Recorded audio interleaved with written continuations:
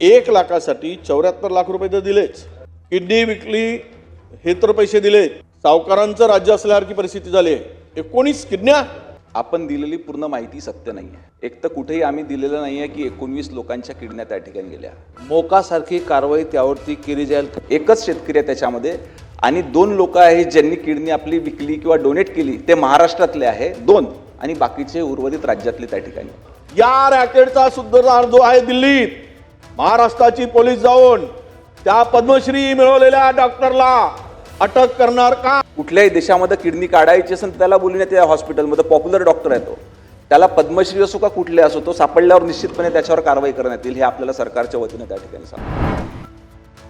गृहमंत्री महोदयांनी, राज्याच्या मुख्यमंत्र्यांनी हे एक प्रकार नाही तर खाजगी सावकाराकडून घेतलेल्या कर्जाच्या परतफेडीसाठी 19 शेतकऱ्यांनी किडन्या विकल्या असल्याची माहिती गृह विभागानेच दिली आहे। म्हणजे लेखी दिली आहे, मंगळवारच्या विधानसभेच्या उत्तरामध्ये ते आहे, आपण जरा शोधलं तर। महाराष्ट्रामध्ये हे केवळ प्रकरण कशामुळे पुढे झालं तर ते माझ्यामुळे आलं। मी ज्यावेळेस या व्यक्तीला बाहेर देशामध्ये डेटा सेंटरवर नोकरीसाठी फूस लावून नेलं होतं आणि तिथे नेऊन त्यामध्ये चॅटिंगसाठी आणि ब्लॅकमेलिंगसाठी त्याचा वापर केला जायचा, ही सगळी माहिती आल्यानंतर मी त्याला सोडून आणलं। येण्याचं तिकीट मी दिलं, जसं चीनजवळ एक छोटासा देश असोल नावाचा देश, त्या देशातून त्याला आणलं। छोटासा देश आहे, बेटवर आहे। मी पैसे काढून त्या शेतकऱ्याला आणला आणि इथे आल्यानंतर पोलीस अधीक्षकांना ही सर्व माहिती देण्याचं काम त्यावेळेस स्टार्टिंगला मी केलं आणि मग ही प्रकरण उघडकीस आलं। बातकोळकर साहेब, म्हणजे खूप मोठं प्रकरण आहे। 19 शेतकऱ्यांनी, विशेष म्हणजे काय सांगू आपल्याला, तामिळनाडू दिल्ली हे दोनही डॉक्टर, त्या डॉक्टरला तर दिल्लीच्या डॉक्टरला हात लावू शकत नाही, कोणी लावू शकत नाही, कारण त्यांना पद्मश्री पुरस्काराने गौरवला आहे। दिल्लीच्या डॉक्टरला पद्मश्री पुरस्कार दिला आहे, कदाचित माहिती नसेल, किती गंभीर विषय आहे माननीय मंत्री महोदय। तर त्या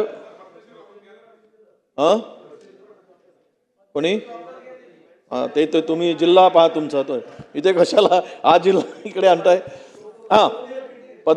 अध्यक्ष महोदय, गांभीर्य घालवू नका महाजन साहेब, तुमचा या विषय फार गंभीर आहे। तुम्ही बसून त्याचा, खडसे साहेब आणि तुमचा वाद तो वेगळा वाद आहे, तो जमिनीचा वाद आहे, तो सावकारीचा वाद नाही। ते सावकार बाजूला बसणे। 19 लोकांनी आत्महत्या केली। अध्यक्ष महोदय, हद काय झाली की मर्यादा कुठे आहे? पण फार लांबपर्यंत आहेत। अध्यक्ष महोदय, माझी मागणी बातकळकर साहेबांनी म्हटली त्याप्रमाणे, तर थांबा ना आता।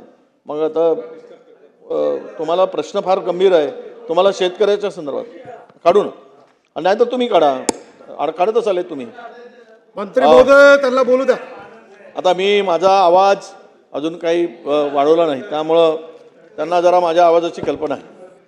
अध्यक्ष महोदय, 1 लाखासाठी 74 लाख रुपये तर दिलेच, किडनी विकली हे तर पैसे दिले, ट्रॅक्टर गेली, शेतीही गेली, ट्रॅक्टर होती ट्रॅक्टर उचलून नेली, ते सुद्धा विकून टाकली। आणि हे सर्व प्रकरण म्हणजे महाराष्ट्रामध्ये आता सावकारांचं राज्य असल्यासारखी परिस्थिती झाली आहे। 19 किडन्या विकल्या गेल्या शेतकऱ्यांनी। अध्यक्ष महोदय, हा प्रश्न इथे उपस्थित होत असताना खरं तर हे बघा, मी जरा गांभीर्य लक्षात घ्या, तुमच्या तोंडावर थुकतील लोक असं बसून शेतकरी 19 आत्महत्या किडन्या विकतो आणि तुम्ही त्याला काहीतरी बळजबळ करत बसलात। अध्यक्ष महोदय, मी म्हटलं नाही, हे मंगळवारच्या लेखी उत्तरामध्ये आलंय 19 शेतकऱ्यांनी आत्महत्या, आपल्या किडन्या विकल्या म्हणून। अध्यक्ष महोदय, विषय असा आहे की सावकारांचा एवढा मोठा पाश आणि काय करताय मग? मी जर हेच विचारलं मंत्री महोदयांना की 19 लोकांनी, शेतकऱ्यांनी किडन्या विकतपर्यंत आपल्या खात्याकडे माहिती नव्हती, आपल्या खात्याकडे ही कल्पना आली नाही, गंभीर आहे की नाही? म्हणजे गृह विभागाने किंवा तुमच्या पोलीस विभागाने, आम्ही तुम्हाला कोणाला दोषी धरत नाही, आम्ही तुम्हाला दोष देत नाही, पण एवढं मोठे प्रकरण होतात राज्यामध्ये, कनेक्शन काय, कुठले कुठले आहेत? यामध्ये चंद्रपूर, सोलापूर, अहिल्यानगर आहे की या जिल्ह्याचा समावेश आहे यामध्ये। आहे ना. आणि म्हणून माझी मागणी अशी आहे, मला उत्तर अपेक्षित असं आहे मंत्री महोदयाकडून, हे रॅकेट मोडून काढलं पाहिजे हो. हे संपवलं पाहिजेत. केवळ थातूर मातूर कारवाई करून हे होणार नाहीये. सरकार म्हणून, शासन म्हणून, मंत्री महोदय म्हणून या सभागृहात हे जेवढी सावकार आहेत, 19 किडन्या शेतकऱ्यांचे विकणारे आणि याच्या मागे असलेले सर्व सोबती सहभागी,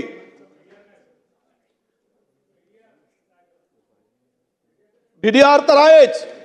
शेतकऱ्यांच्या किडन्या विकण्यामध्ये सावकार आहेच, पण किडन्या विकतपर्यंत एवढे मोठे गुन्हा होतो आहे, तर गृह विभागाचंच उत्तर आहे.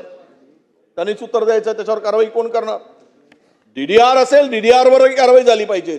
हे सावकारांचं नेटवर्क ज्यांनी तयार करून ही जी लूट चालली आहे, अरे तर हे तर आमचे अतुल भाऊ म्हटले त्यांच्यावर मुका लावा. मुका, अरे यांना तर अनुसाल्यानं फाशी दिली पाहिजेत, चौकात आणून मरतपर्यंत मारलं पाहिजेत.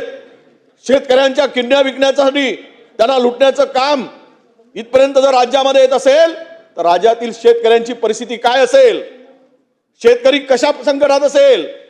म्हणून मला माझी विनंती आहे, मी बोलणार आहे नंतर, पण आपल्याला माझी स्पेसिफिक विनंती, प्रश्न असा आहे, मला उत्तर मिळेल अशी अपेक्षा आहे की अतुल भाऊ म्हणतात त्याप्रमाणे या सर्व जेवढे सावकार आहेत आणि या किडनीमध्ये सहभागी झालेले आहेत, यांच्यावर उत्तर तुम्ही खूप छान दिलं. उत्तराला त्यांचे मुख्यमंत्री महोदयांनी सांगितलं त्यांची प्रॉपर्टी आपण जप्त केली पाहिजेत. हो, जीव गेला. एका किडनीवर 19 शेतकरी जगतायत. एक दुसरी किडनी गेली ना, 19ही मरतील ना. म्हणून उत्तर चांगलं दिलं तुम्ही, पण यांच्यावर ज्या कलमा लावल्यात त्यामध्ये मोकोका लावण्याची आवश्यकता आहे. मोका तुम्ही लावणार का? आणि हे सर्व रॅकेट शोधून काढत असताना या रॅकेटचा सूत्रधार जो आहे दिल्लीत, महाराष्ट्राची पोलीस जाऊन त्या पद्मश्री मिळवलेल्या डॉक्टरला अटक करणार का? साऊथ मध्ये पोलीस जाऊन आले चंद्रपूरचे, त्याच्या घराच्या भोवताल पोलिसांचा घुसू दिलं नाही, प्रवेश करू दिला नाही. त्या घराला सर्व गावकऱ्यांनी, त्या परिसरातील लोकांनी डॉक्टरला अटक करू दिली नाही. उलट पोलिसांनाच जीव धोक्यात घालून पोलिसांना वापस यावं लागलं. म्हणजे किती भयानक असेल. म्हणून SIT नेमून होणार नाही, तर याच्या खोलवर जाण्यासाठी या मूळ सूत्रधाराबरोबर महाराष्ट्रातील हे किडनी विकण्यासाठी भाग पाडणारे जेवढे सावकार आहेत, या सावकारावर किती दिवसात कारवाई करणार आणि यांना सर्वांना एक कडक कारवाईसाठी जे काही सापडले त्यांच्यावर मोका लावणार का? मान्य विजय भाऊ, हा. आपण ही गोष्ट खरी आहे की सर्वात पहिले हे प्रकरण पुढे आणण्याकरता आपण पुढाकार घेतला, परंतु आपण सभागृहाचे ज्येष्ठ सदस्य आहेत. आपण दिलेली पूर्ण माहिती सत्य नाही आहे.